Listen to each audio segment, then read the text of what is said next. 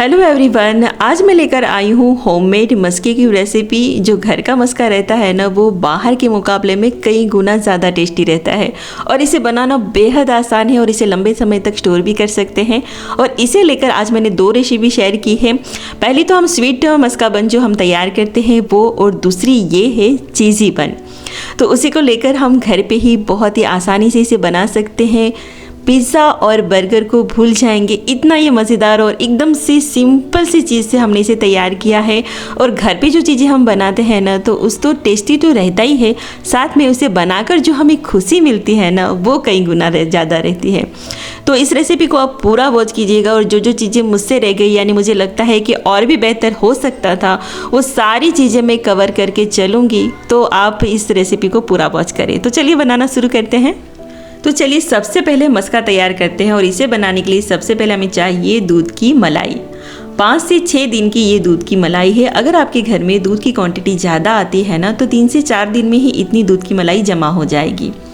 पहले दिन आप दूध की मलाई निकालें और इसे फ्रीज़र में रख दें। फिर दूसरे दिन निकालें और इसे फ्रीज़र में रख दें।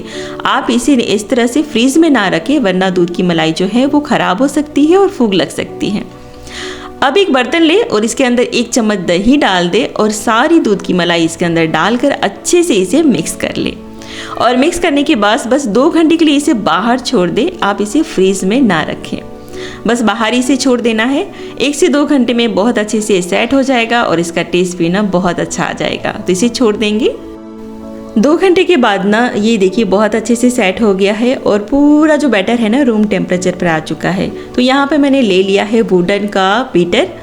इसे बनाने के लिए ना ही तो हमें इलेक्ट्रिक बीट का इस्तेमाल करना है और ना ही हमें मिक्सी जार का।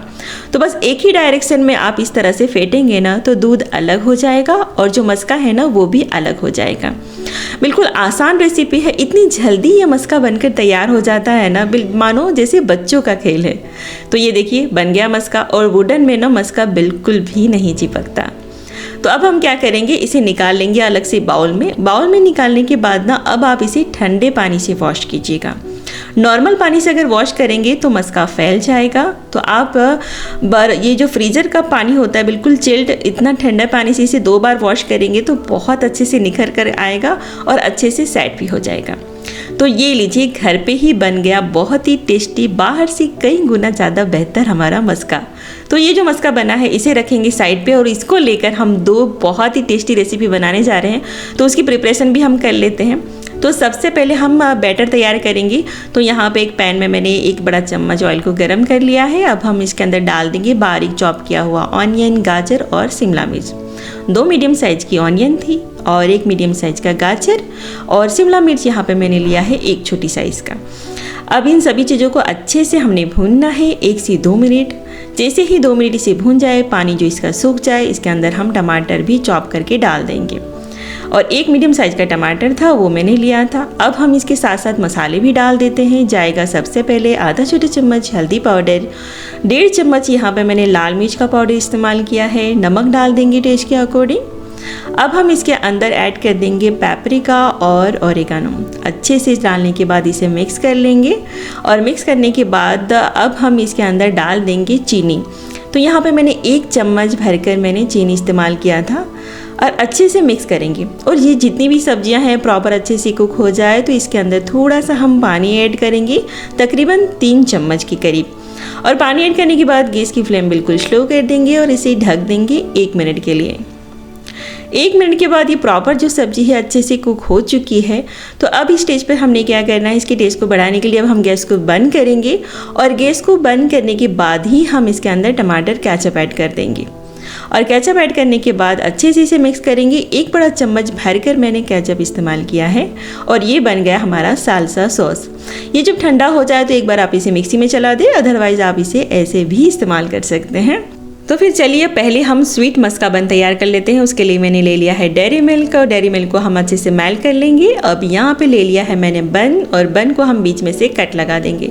प्रॉपर पूरा कट लगा देंगे और इसके ऊपर की साइड और नीचे की साइड दोनों साइड में हमने मस्के को लगा देना है। तो मस्के में डालने में बिल्कुल भी कंजूसी ना करें, क्योंकि होममेड मस्का है, जितनी मर्जी हो आप डालें, बहुत ही टेस्टी लगता है। ये सिंपल मैंने यहाँ पे मस्का लिया है। अगर आप मेरी रेसिपी में मैंने पहले जो शेयर की है, अगर उसमें आप देखेंगे तो उसमें मैंने जो चीनी है वो पीस कर और साथ में मैंने दूध की मलाई भी ऐड करके प्रॉपर बना लिया था। अगर आपके पास जिस तरह से चॉकलेट वगैरह या फिर कोई भी फ्रूट मिक्स जाम वगैरह कुछ भी ना हो तो आप इसके अंदर ही चीनी पीस कर डालकर बच्चों को दे सकते हैं, वो भी बहुत ही अमेजिंग लगता है। अदरवाइज़ आप ऐसे भी कर सकते हैं। अगर आपके पास कोई भी जैम पड़ा हो आप वो डाल सकते हैं।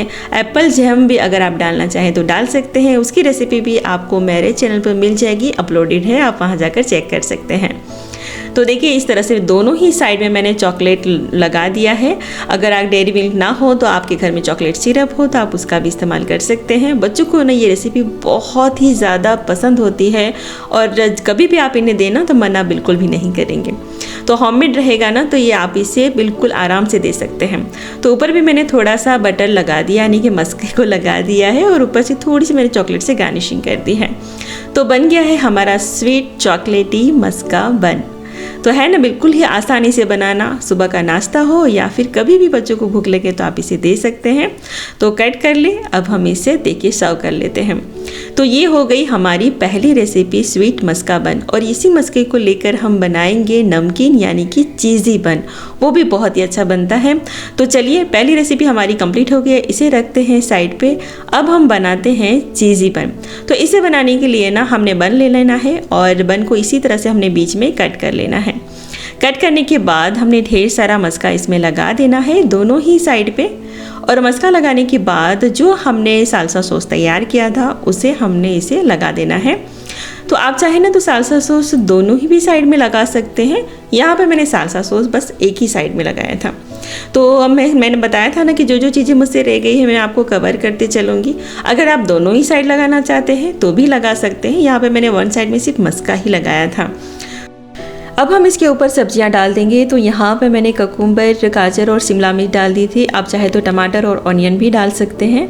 और सब्जियां ऐड करने के बाद इसके ऊपर हम चीज़ ऐड कर देंगे। यहाँ पे मेरे पास मोज़रेला चीज़ थी तो मैंने उसका इस्तेमाल किया।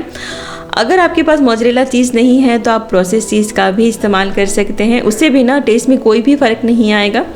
तो यहाँ पर मैंने डाल दिया है ढेर सारा मोज़रेला चीज़। अब डालने के बाद इसके ऊपर डाल देंगे पेपरिका और मिक्स हर्ब्स। इसे ना टेस्ट कई गुना ज़्यादा बढ़ जाता है, इसे आप ज़रूर से ऐड कीजिएगा। और डालने के बाद बस अब हम इसे कवर कर देंगे। तो कवर करने के बाद देखिए लुक कुछ इस तरह से दिखाई देता है। अब इसके ऊपर का जो टॉपिंग है ना उसके ऊपर हम थोड़ा सा मस्का लगा देंगे और मस्का लगाने के बाद थोड़ा सा चीज़ और ओरिगानो और पेपरिका हम डाल देंगे। यहाँ पे सिर्फ मैंने मस्का लगाकर जब मैंने इसे बेक किया था ना तब मुझे याद आया तो मैंने इसके ऊपर थोड़ा सा चीज़ ऐड कर दिया। और देखिए इस तरह से हमने इसे बेक करना है। तो होममेड ओवन हमारा रेडी है। थोड़ा सा मैंने इसमें नमक डाल दिया है और इसके ऊपर हम इस तरह से बर्तन रख लेंगे और ये जो बन है हमारा चीज़ी बन उसके ऊपर डालकर इसे कवर कर लेंगे। बिल्कुल स्लो आंच पर हम इसे कवर करेंगे 10 मिनट के लिए। 10 मिनट हो चुके हैं। चलिए अब हम इसे खोल के चेक कर लेते हैं। ये देखिए चीज़ ना बहुत अच्छे से मेल्ट हो चुकी है। अब हम इसे निकाल लेते हैं। अब मैंने बाद में इसके ऊपर ना पेपरिका ऐड कर दिया था क्योंकि मैं बिल्कुल भी भूल गई थी मुझे डालना।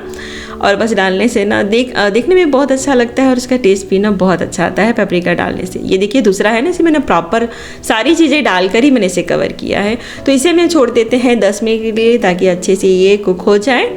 अब ये जो हमने पहला जो कुक किया था ना, जो बेक किया था, उससे हम निकाल लेते हैं। तो चलिए अब हम इसे कट करके देख लेते हैं। जब भी हम मोज़रेला चीज़ डालते हैं तो जब हम इसे कट करेंगे ना तो इसमें खिंचावपन बिल्कुल भी नहीं आता। देखिए मैं आपको बता दूँ, देखिए यहाँ पे मैंने कट किया ना, बिल्कुल भी नहीं। जब हम डायरेक्टली इसे हम तोड़ते हैं ना तब ये खिंचावपन आता है। देखिए देखने में लुक बहुत ही अच्छा आता है। एक और मिस्टेक जो यहाँ पे मैंने की है मैं आपको बताती चलो। जब भी हम बन कट करते हैं तो ऊपरी साइड मुझसे ज़्यादा कट हो गई है और निचली साइड जो है ना ये देखिए थोड़ी सी। तो जब भी आप कट करें ना तो ऊपरी साइड को हमने कम लेना है और नीचे की साइड का लेवल जो है ना वो ज़्यादा रखना है। तो इस तरह से मैं आपको बताती चलूँ जो जो मिस्टेक मुझे ऐसा लगता है कि हाँ इस तरह से हो सकता था। अब यहाँ पे देखिए मैं आपको खींच के दिखाता हूँ। देखिए मोज़रेला चीज़ का खिंचाव आप देख सकते हैं ना, कितना ज़बरदस्त आ रहा है। अगर यही हम मैं नाइफ से अगर मैं कट करूँगी ना तो बिल्कुल भी इसका खिंचाव नहीं आएगा। तो इस तरह से मैं आपको चीज़ें बताती चलूँगी। बहुत ही कमाल की चीज़ है ये सब, जितनी भी चीज़ जानकारी मैं आपको दे रही हूँ ना। ये देखिए ये जो सारी ट्रिक है ना बिल्कुल छोटी छोटी है लेकिन कमाल की रहेगी और देखकर ही खाने को दिल चाहे इस तरह से। देखिए जितनी भी बाइट आप इसे तोड़ेंगे ना उतने में ही खिंचाव लेकर आएगा और टेस्ट इसका ना अलग ही लेवल का जाएगा। इतना ज़बरदस्त और इतना यमी बनता है ना। और जो दूसरा हमने बेक किया था ना, देखिए वो भी रेडी हो गया। और इसको मैंने क्या किया था ना, इसको मैंने ज़्यादा ही बेक कर दिया ताकि मैं दोनों चीज़ें जान सकूँ, 10 मिनट वाला और 15 मिनट वाला। तो ये जो 15 मिनट वाला है ना वो बिल्कुल एकदम से कुरकुरा हुआ था। ये देखिए अब मैं इसे कट नहीं करूँगी, अब मैं इसे डायरेक्ट ही तोड़ूंगी। अब मैं डायरेक्ट भी तोड़ के आपको दिखा दूँ तब आपको लगेगा कि हाँ इस तरह से होता है। तो हमें जब भी हम मोज़रेला चीज़ इस्तेमाल करते हैं ना तो हमें उसे कट नहीं लगाना, प्रॉपर इस तरह से हमें इसे तोड़ना है। जब तोड़ेंगे ना तो इतना खिंचाव ये लेकर आता है। और देखिए दूसरी बार में मैं ना ऊपर की टॉपिंग मैंने कम कट की थी ना तो ये प्रॉपर बनकर आया है। तो उम्मीद करती हूँ आपको दोनों ही चीज़ें रेसिपी पसंद आई होगी। पसंद आए तो लाइक करें, शेयर करें, मुझे कमेंट करना बिल्कुल भी ना भूलें। मुझे कमेंट करके आप बता सकते हैं आपको रेसिपी कैसी लगी। मिलते हैं नेक्स्ट वीडियो के साथ। Thanks for watching.